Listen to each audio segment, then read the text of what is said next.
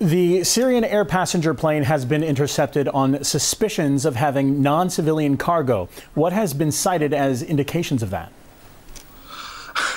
You know, I'm frightened about this entire episode.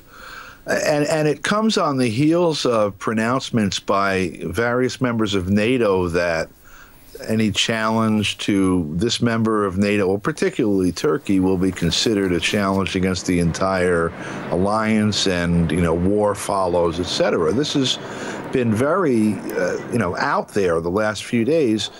You have the report that came from RT was the only report that I saw of it, actually, disclosing the fact that the incident last week of an alleged attack by Syria upon Turkey was actually performed by NATO weapons, or NATO-designed weapon from Turkey, that was delivered to the, the NATO troops on the ground fighting the Syrian government. What concerns me is this sounds an awful lot like the reason the United States went to war in World War I. The interdiction of ships from the United States to England and others in Europe by the Germans ended up being the reason the United States got involved in World War I. This act by Turkey against an airplane, a civilian airliner from Moscow to Syria, is an act of war. And I'm glad that Russia isn't treating it that way yet, but the fact is, under international law, this is an act of war, and that Turkey would be emboldened to commit this act makes me very nervous about what's going to happen going forward, and especially what kind of additional acts will be committed by NATO members against the rest of the world, hoping, or we're hoping anyway, that it doesn't lead to, a world war, or at least a wider conflict. Well, you mentioned that this is a possible act of war, and in fact, Syrian officials are saying that this is a violation of the Convention on International Civil Aviation. As this plays out, it has the makings of a major international incident, doesn't it? Well, I think it already is.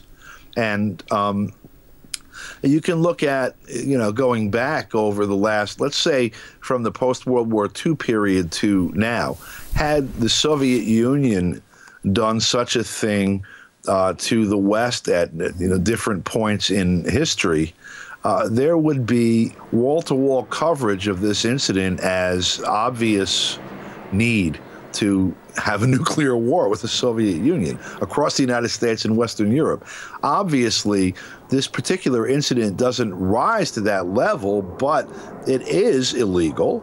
It is an act of war, and if anyone were to decide to, respond in kind, we end up going over this huge, waterfall of, just cascading events that leads to death of our species, really. I mean, this is crazy. I have no idea what the thinking is behind this, other than to try to intimidate everyone involved on the other side of this NATO adventure in Syria, that either back off or we're going to take it to the max. I think that's the signal that Washington is trying to send, because Turkey isn't doing this without an okay from Washington.